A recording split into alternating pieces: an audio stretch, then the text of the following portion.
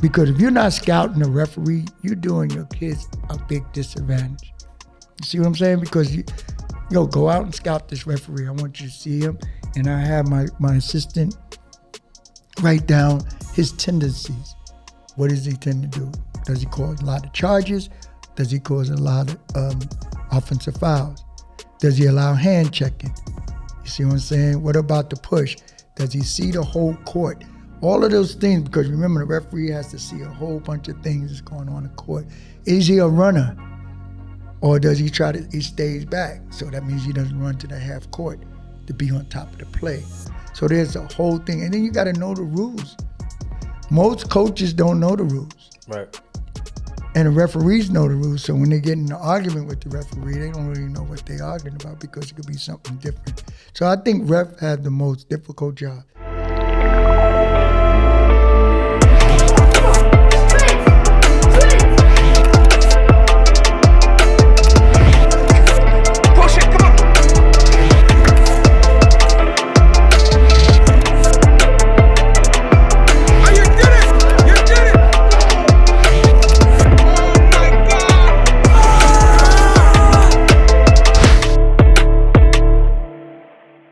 What's up, me, the Young Jamaican Trainer. Welcome back to the Strength No Weakness podcast. On the left of me, I got my amazing co-host, the original gentleman, Coach Gustus. Welcome. What's up, man? How you doing? Always a pleasure seeing you again. I like that shirt. You like it? It's nice for me to stand out. It fits you nice. It gives you the whole look that you have, man. When I turned around, I said, "Dag, man, it's like a salmon type pinkish." Salmon, right? It suits me. It suits you really nice. Definitely. Hey, Coach, I'm excited that we're back. Yeah. I'm really excited. Listen, but I want to tell the people where they can catch us. Right? Always. Because I see some of the comments, they say, hey, I've been looking, I can't find you guys. Well, I'm here to tell you. So you can catch this episode on Apple Podcasts, Spotify, Google Podcasts, Amazon Music, Audible, and iHeartRadio. And for the people who are watching this on YouTube, you can check the description under the videos for the links to where you can listen to the podcast. So there is no excuse whatsoever not to keep up with us. We're on everything. Yes. So that's all I wanted to tell the people. But now we move into our first segment, Huddle Up. Well, before we go to Huddle Up, can I ask you, because I got to tell you this here. My people are watching this here. Okay. My people from my little crew is watching, the old school. And everybody's asking me, who's that fine little young man that you be talking to on that podcast? Right. I said, well, that's Demarjay. They said, he is so cute and handsome. And I'm like, whoa.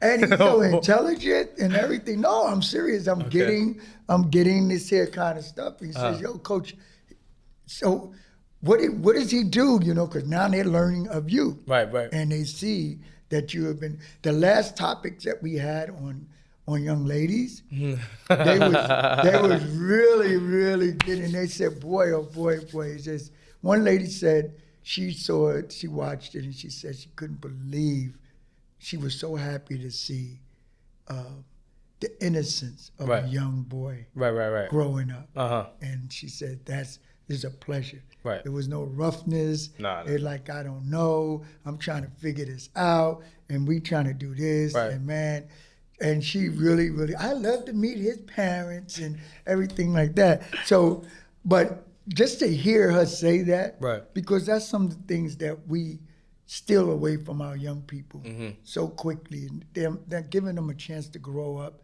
and be a part of the excitement that we've had over the years and when we grew up, and that is just being a little boy, a young boy trying to figure stuff out. And you were very vulnerable and real. Keep it real here. You kept it real, and people was really impressed. And I don't know how your fans, how did they think about it? I seen some of the comments. They was like, man, Demarjay, you are the voice for us young kids who are afraid to speak up.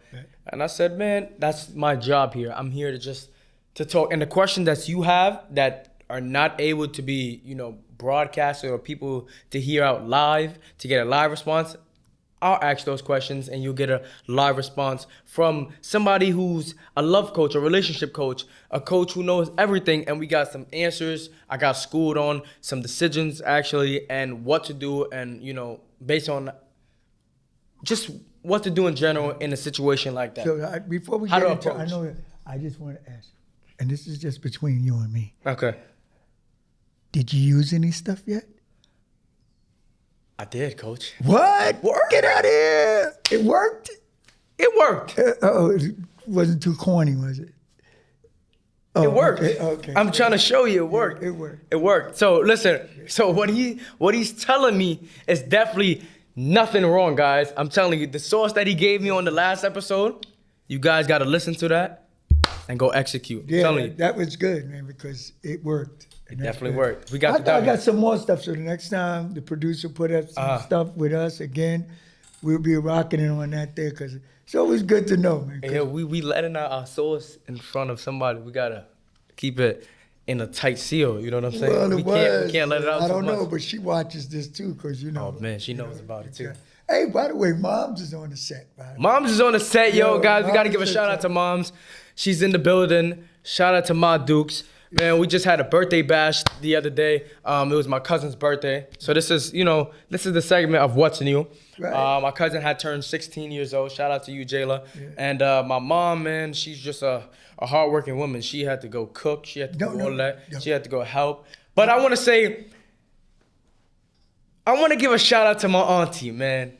My auntie Titi Denise, you met her. Yes, you met her. Yeah, she's man, so beautiful, man. She is. Oh my God, she attacks me. We love her, man. She attacks me. So I gotta give her a shout out here because she says, "Hey, you know I'm a big supporter. I watch, and I can never get a shout out." Titi, you know how much I love you. I love you so much. Everything you do for me, I appreciate it. Everything you do for the boys, for our family, we love you so much, Titi. And I want to acknowledge you here. This is a shout out. And Mom, I need you to record it so that she sees this because, you know, it's going to take a minute for this to be, you know, released. But I want to just tell her thank you so much, Titi, for everything you do. I'm here live giving you a shout out. Coach Gustus loves you. We all love you. Yeah. We want to thank you for everything you do for us. I just love you so much. So this is a big shout out that goes to my aunt, Titi Denise. I could call her for anything. I could call her to go help me, to go pick me up, to go hang out with her, to go to ride plane land, go do a barbecue. She's anytime she's available, she makes herself available for us. And she's just, you know, the best auntie in the world. Well, I tell you, the last time I was at one of your parties, Didi, she hooked me up. She hooked you up. I had food, I had drinks, I had everything. She made sure. Like, yo, Coach is in. Yo, Coach, come on in. She is the riot. She's real good. She's the bomb. But she really gets it, you know, a little interesting with your mom. And your, what is this about your mother?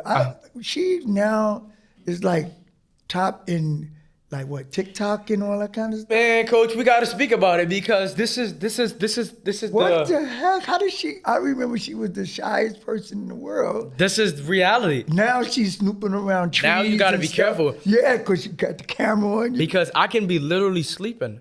And there'll be a camera in my face while I'm knocked out. Mom done caught the bug now. And it's not even Dad anymore. It's Mom.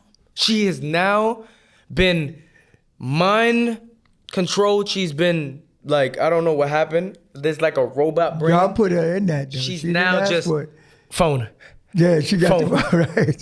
Video. Woo, Lord have mercy. TikTok. Already. You know, last night I was on the game with my brothers. We were all playing, you know, we on Fortnite getting some, you know, we on streaks right now. So we got like 4 dubs back to back. And here goes Mom. Hey, Dim, you want to go live for my TikTok? Oh, she walking around asking her. Well, I told you one time I was hanging with y'all and y'all didn't even know it. And I felt energy coming out. And I turned around and the camera was right on me. I'm like, what are you doing? You know, so I got it. Now I know. I thought it was just your father. You got to be careful. But now I got to watch. You got to watch out. But this is interesting. Her numbers on TikTok is literally 63.6 thousand followers. And her likes on there is 1.4 million. Yeah. You know what's crazy? It's crazy how you could be in school, right? Yeah. And kids, listen, TikTok is the new app, right? Everybody's on it. That's just reality now. Right. So kids are on there every day, and because of your numbers, based on like your numbers and different things, your chances of getting on the For You page is high, right? If you do research. Mm-hmm. So based on your numbers, your chances of getting on the For You page it's gonna happen often. Her numbers are 63.6 thousand, 1.4 million likes. So she's on there frequently, right? So kids, tell me how this works. Kids in school is like, hey Demarjay, I just watched one of your mom's TikToks. I'm like, oh really, you follow her? She's like, yeah man, she got more followers than you. How's that? And she's on my For You page. I'm like, man, oh man, imagine every day somebody comes up to you saying they watch. Let me just tell you something. Mm-hmm. That is the 101 in parenting. Yep. Parenting is so important, and I always say that you could go and hang out as your OGs and parents and so forth, just on Facebook, but here's what your mom and your dad is. They hanging out on the places that you guys are at. Right. And I think that's so important, because what it does, it puts everybody on notice as well. Mm-hmm. I love this, hear that, because she's going where you're at. And that's one thing we have to do as elders, is find out where our young people at. Get with them. You know, sometimes you're not going to always hear what you want to hear. Right. But at least you know what's going on and so forth like that there. I'm very happy to hear. And that is true. And another thing is Dad. Man, Dad, you should see him. Oh, my God. They're stopping him in the street for pictures. Yeah, see. He's famous now. But his voice alone. He's viral because of his voice. You don't understand that he's doing the, it's time for a flex show. See, I'm trying to learn it too. It's just different. And now he got people, oh, Demarjay's that. Oh, can I get a picture? He's like, oh man, the fame is your side. I'm just the cameraman. I don't want the fame. I'm like, listen, the fame is coming to you. But so you know, that's hood fame. Listen, guys, know what it is. I got my first single about to drop soon. Give it maybe the end of August. We're coming out with a music video and stuff like that. It's called Hood Fame. It's for everybody to relate to. You know, people who have fame and are from the hood. And the struggles of making it out the hood. So my first single, Hood Fame, is getting set to be released. I'm super excited. I'm just happy. So that's just a little bit about what's new in our segment. You know what I'm saying? Yeah, that's beautiful. But that's what was new. I mean, when I found out other people, especially from my generation. But that's wonderful news for me. That means that everybody is actually watching our videos. So it don't have to be my age group. It's your age group as well. And in between, because we got a long gap in between. We definitely got a long gap between you and me, you know. But I got scared. All right, let's go, bro. Our Huddle Up. Our Huddle Up segment is where Coach tells us a detailed story about a memorable play or game from the past. Now, you know these stories are always on point. Yo, check this out.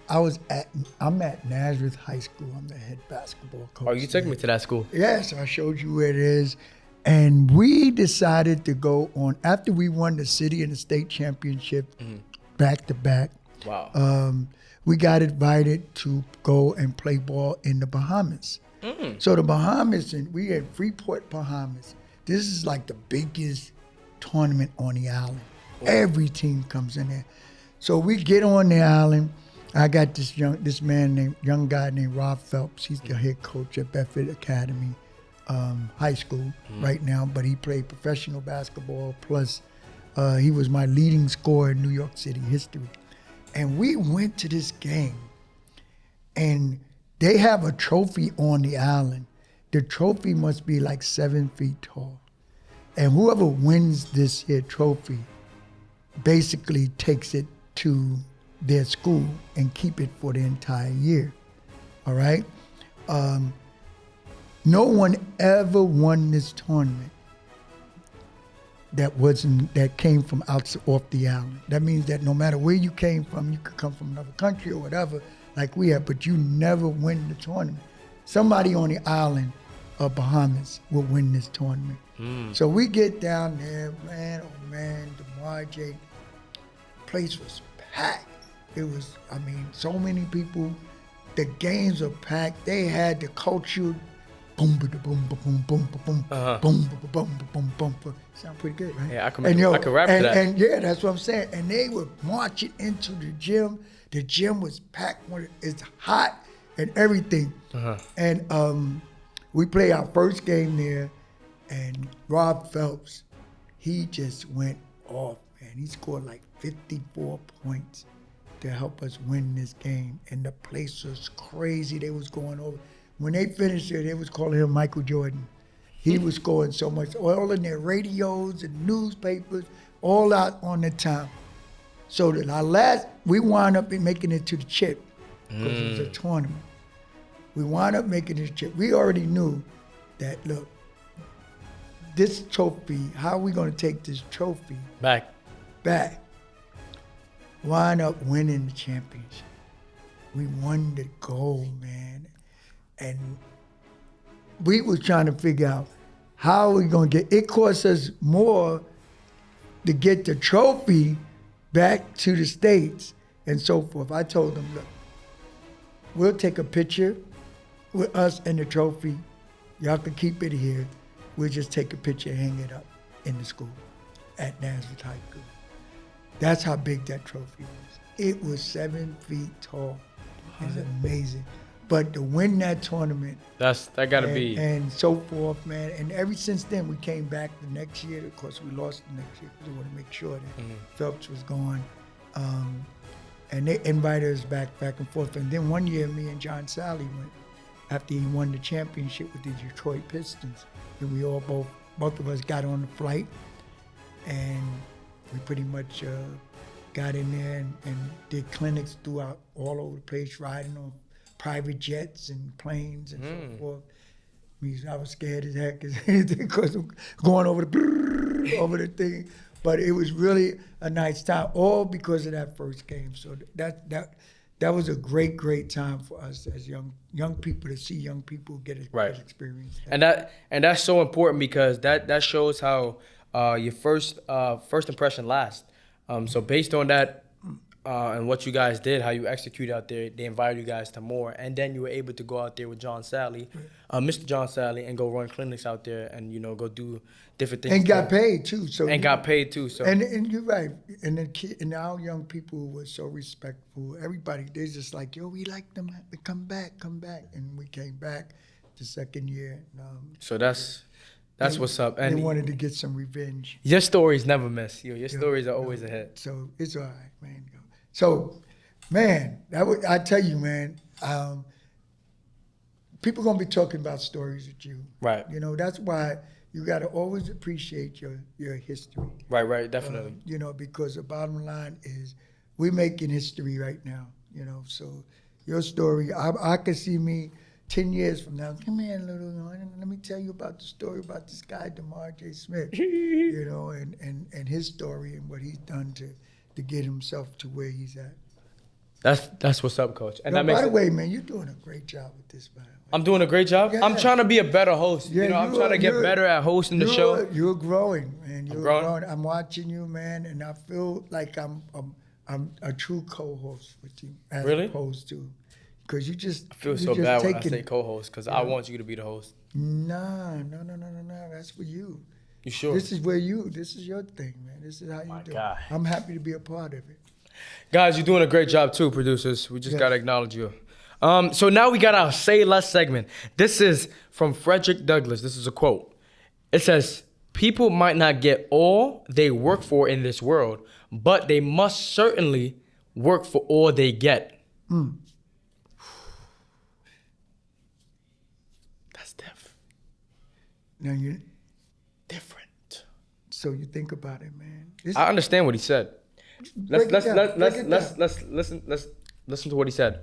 People might not get all they work for in this world, but they must certainly work for all they get. What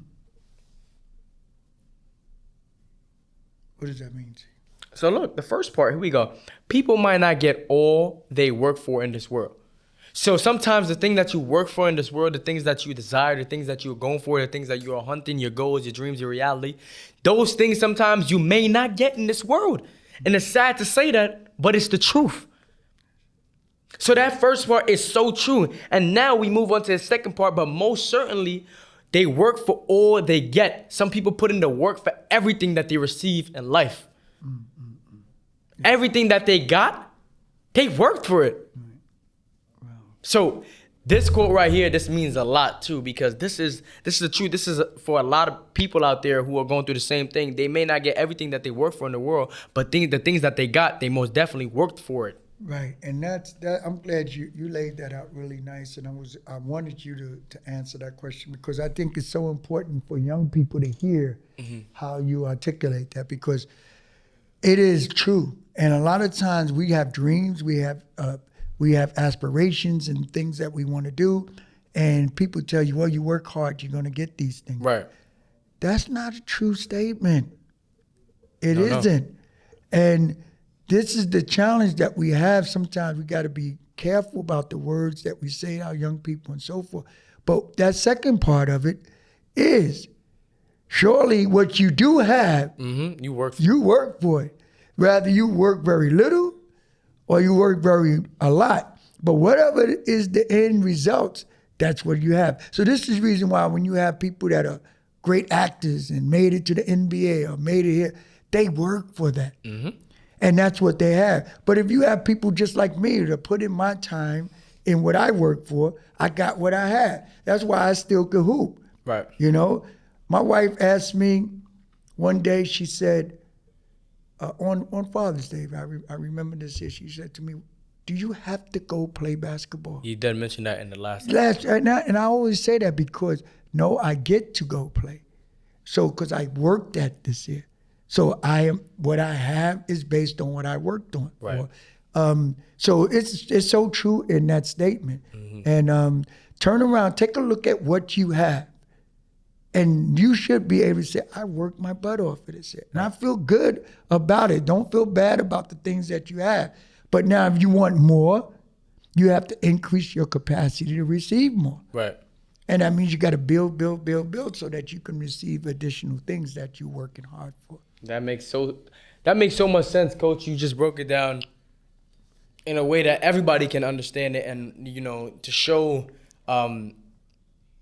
in that saying, in that phrase, it makes sense, everything that Frederick Douglass said. So this quote right here means a lot. So once again, people might not get all they work for in this world, but they most certainly work for all they get. I love it, man. Beautiful. I love it. Beautiful saying. Now, we move on to a segment that's new to our podcast. Because, our producers is always, they always looking for something new. We never trying to stay old school or, just in the past. We always trying to find something to elevate our podcast to make sure it's on the next level and to also acknowledge my other race. This next segment is called Que Lo Que. Que Lo Que, wah, wah, wah, I'm Papi Shampoo. Listen, I got some Spanish in me. My mom didn't teach me Spanish. She don't want to teach me how to speak Spanish. I don't know why. But I'm trying to listen, so when, grown people have conversations in Spanish, when they don't have to switch it to Spanish, I'm able to understand it. Right, because you want to know what they say, right? I want to know. Yeah. But listen, we're not even going to lose track. Mom, you got to teach me some Spanish. I got to learn. The only words that I know is que lo que, wah, wah, wah, and el baño. That's all I know. And habichuela con dulce. Also, blanco. And como estás. And como estás. Bien como tú. You learned that in school, right? Habichuela.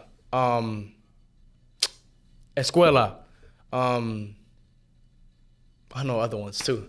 But yeah, so those are the things that I know. So listen, this segment is Demarjay talks about one of his favorite things about Puerto Rican culture, food, and people. Well, this culture, I really love this culture. I really do. We are one. We rep our flags crazy because a real Puerto Rican when you see they got every sticker on their car. Every sticker. They even got the plate that's got the color of Puerto Rican flag. Yeah. The culture is wonderful. The music. I'm really getting in tune with the music. I'm really dancing, merengue, salsa. I'm getting there. I'm learning. The one thing that they can't say is Demarjay can't dance. Because I could dance. I could throw down. Oh, and food and the people, they're wonderful, amazing. And the food, man. The food is something that, let me breathe. I remember my mom just made some Spanish food today. I'm going home to devour. The food is a masterpiece. After your game. After my game. Yes. After I just go put up some numbers and, get that W. But definitely, so this Que Lo Que segment, I really do love it. I hope that we have more of it, in here. Sergine. and that we can also invent and go explore different cultures as well. But definitely, my Puerto Rican people, I love you guys so much. This is your boy, Papi Shampoo, and I'm signing out on this segment. Yeah, but before you sign out. Oh, my fault. Let me open it back up. Go ahead. Re-sign it. Re-sign. All right, because when I was in high school. Oh, let me hear this. I went out with a girl. What? You know that my favorite movie, right, is Central Intelligence with The Rock and my guy Kevin Hart. Those guys are too funny. They should go along in every movie. Right. Now I'm getting off topic. I have a coach who looks just like Kevin Hart. So I'm gonna shout out my coach. Shout out to you, Coach Lee. You look just like Kevin Hart. That's your twin. But in the movie that you just said that, right, when they say, so that one right there, that's what I needed to say for that one, because I didn't know you went out with a Puerto Rican girl. Yeah, man. I mean, equal opportunity. Everybody had to get part of. How was it? Don't do that and ask me, how was it? How was it? She's a very nice young lady. Was very nice? Her family was very nice. Pretty much what I see when I am around your family. Right. See what your moms and your auntie and so forth. Very tight-knit type people and so forth like that. And she was a real nice young lady. And then, of course, my wife and I, later on, we went to Puerto Rico, and it was really nice. We stayed at, of course, the most fabulous hotel. And we just had a ball out there, Nice. So you get there. You learn the Puerto Rican side. I like it. I get with that, because I just think that you get a chance to learn from each other. Mm-hmm. That's one of the good things about it. It's just learning different people's culture and what it is all about. And you have an interesting thing, Nick. You got Puerto Rican, Jamaican, American, all that kind of stuff. I'll tell you a story. Got a lot of stuff working for you there. You're a funny guy. Yeah. I used to talk to a Puerto Rican girl too. This is crazy. Ooh, man. Now listen. Now your mother just hearing about this here? Listen, mom's in school about this. It's the Puerto Rican side. We good. She's not feisty. Listen, the only problem is it didn't work out. You want to know why? Because moms don't want to teach me Spanish. So what? She only spoke Spanish? The girl? Only Spanish. No hablo inglés. No. I couldn't speak to her in Spanish. So I was like, listen, if I can't speak Spanish. Then you could teach her English. I should have taught her English, but the only problem is, Coach, I wanted to learn Spanish. Oh. I wanted to be able to understand. She could teach you, though, because she didn't have any, I don't know, Mom. So can you make a vow to teach me Spanish? Okay. So good. Don't put Mom on the spot now. I won't do that, Mom. Okay, all love, Mom. Yeah, I just can't wait home for that food. Man. I am glad we put that in it, because we got a chance to reach out to the other side of most definitely what you do and so forth, and what's all about you, man. That's amazing.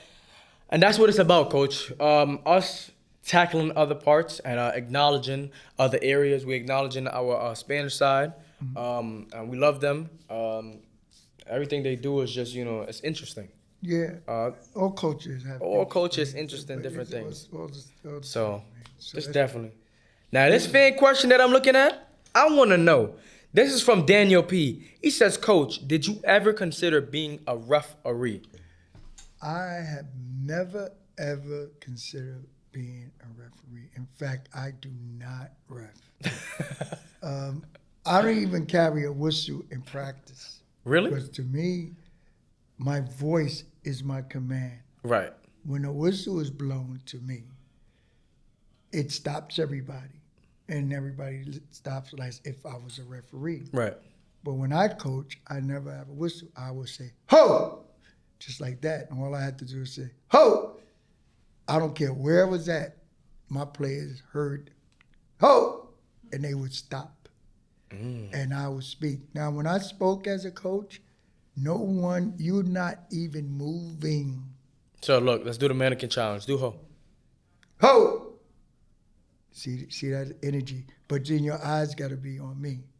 So now when I walk into gyms and as commissioner of the Public School Athletic League I would go into gyms and I see the kid coach blow his whistle and tell the kids to bring it in. One kid is looking over there, another kid is looking there, another kid is there. Guy's tying the shoes, guy's doing this, guy's doing that. That doesn't work.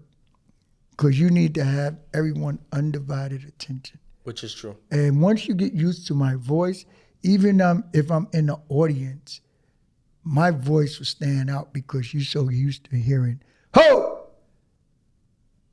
That's important. So I don't use a whistle, nor do I want to referee. Right. And you know I have a lot of people in referee. I got an NBA guy. He's been the NBA referee, one of my former players for 28 years now. So referee is one of the most difficult jobs. You know, I just was talking to a referee today, and he was telling me that he was fed up. And I told him, don't take things personal, because being a referee is being a referee. He says, yeah, but Coach, I referee, and I think I'm doing a good job. I'm doing the right thing. I'm making calls both ways. And I said to him, and he knows me. I said, you know what, son? I said, check this out. The best way you could ref my games is most of the calls coming for my team. He like, what? I said, yeah, I want most of the calls for my team. That's the best way. Right. And I said, if you are blowing the game and you're blowing it differently from the way my team is played, say if my team is aggressive defensive team, which is most of the time, that means that every little touch you make a whistle blow, that's going to hurt my team. Right, definitely. Because they not be able to play how they play. Because we can't play like I can play. My teams like to take charges. So if you like to touch the hips instead of doing this, then that's going to cause me a problem. Yes, you know, that got you, boom, charge. So I hate that call. I literally prepared my teams by going out to scout the referees that they are going to play against. Wow. Because when you scout the ref, you know how they ref. Exactly. And then you teach your kids to be prepared according to that referee. See, this is what I'm saying. If you're not getting this type of coaching, that's the problem. This is what I would encourage coaches to get with coaches, really, and learn how to coach. Because if you're not scouting a referee, you're doing your kids a big disadvantage. You see what I'm saying? Because go out and scout this referee. I want you to see him. And I have my assistant write down his tendencies. What does he tend to do? Does he cause a lot of charges? Does he cause a lot of offensive fouls? Does he allow hand checking? You see what I'm saying? What about the push? Does he see the whole court? All of those things, because remember, the referee has to see a whole bunch of things that's going on in the court. Is he a runner? Or does he he stays back? So that means he doesn't run to the half court to be on top of the play. So there's a whole thing. And then you got to know the rules. Most coaches don't know the rules. Right. And the referees know the rules. So when they get in an argument with the referee, they don't really know what they're arguing about because it could be something different. So I think refs have the most difficult job. By the way, in my career, 52 years of coaching, I got a total of 2 techs. And both of those techs was because I forced the guy to give me this tech because he refused to give me a tech. And the reason why I wanted him to give me a tech is because my players was blaming everything on the referees when we would lose a game. Oh, they should have made that call or so forth. And I said, leave the referee alone. And so much so I had to show my players that, hey, I got you. So when I got my first tech, everybody liked the whole gym because I didn't get techs. Everyone know that I don't get tech. My teams won the sportsmanship award 4 or 5 years in a row because we don't get tech. Now we play hard as heck, but we don't get techs because my players know not to say not one word to the referees. You different. So referees have a job, and I don't take it personal. I go right after the game. We can hang out, we talk, and everything. Right. You're not perfect, so I don't expect the referee to be perfect. Right. Did you make all your layups? Did you make all your shots? Did you make all your free throws? Did you go do all the defense assignments? Layups and free throws. Shots we getting there. Yeah. Yeah. layups and free throws. Shots you're getting there. Yeah. Okay, cool. That's good to know. But one thing I could say about my coach is he definitely knows about his calls. He knows about every play in the book. Because I remember one tournament we was at, I think a ref came up with some random rule. He tried to come up with his own call to try to dictate what my coach can do or not. And my coach told him, if it's not in the book, because I know it's definitely not in the book, because they have the book of rules. Yeah. Mm-hmm. It's not in the book. You can't tell me to do that. Right. And the referee was definitely wrong. The manager had came over and was like, man, you can't do that, you know. So you got to know the rules. That's a beautiful thing. So yeah. So what you said, scouting referees, that's definitely, you know, a key thing that I gotta, you know, definitely do. And you can do that yourself. When Mm-hmm. you sit down, you say, oh, I know that referee, he's gonna be coming. Sometimes I see guys taking the ball literally and putting their hand under the ball and carrying it. So some referees will let that go. Somebody doesn't. So, you know, if I know it's a referee that's gonna let it go, then you're going to see me carrying that sucker like this. So my main question for you is, if you were ever to be a referee and so happened to ref one of my games, would I be able to get a call? Would you be able to get a call? Yeah, would you give me a call? Like, or would you just say, you know what? Or give you a call? Give me a call. Like cheat? No, not like, but would I be getting a call based on if it was a foul or not? That's why I don't ref. No, because be honest with you, I'm being straight. A referee has to make those kind of decisions. That's why I don't ref. I really don't. You don't never see me with a whistle. Some people would say to me, Coach, would you ref this game here? Nah, I'm not. I don't ref. That's it. It's not my job. I don't get in because you know that it's going to be somebody that's not going to like calls that you made. Which is true. But to the referees, when you have both teams frustrated, you're calling a good game. That's definitely a fact. If one team is not getting what they want and the next team, they both frustrated at the referee's doing their job and making calls equally and fairly. Or the referee could be so bad that they both agree. They probably look at each other and say, yo, this guy's horrible. Right. But we both got him. He's horrible to you and he's horrible to me. Exactly. So now I want to gain advantage over this coach because remember, that coach and I, we competing against each other. So I'm like, yeah, that referee is horrible. Then I go back to my bench and make sure my players know how to take advantage of a horrible referee. This is the wrap of this episode here. We had some nice segments here. That new segment, Que Lo Que, I'm really enjoying it. But guys, as always, again, if you're watching this on YouTube, check the description under the video for the links to where you can listen to the podcast. Again, we are on Apple Podcasts, Spotify, Google Podcasts, Amazon Music, Audible, and iHeartRadio. There is no excuse for you not to keep up with us. We love you guys so much. Thank you for tuning into this episode, and we'll see you guys on the next episode with my amazing co-host, the OG original gentleman, Coach Gustus. We'll see you later. Salute, love. Peace.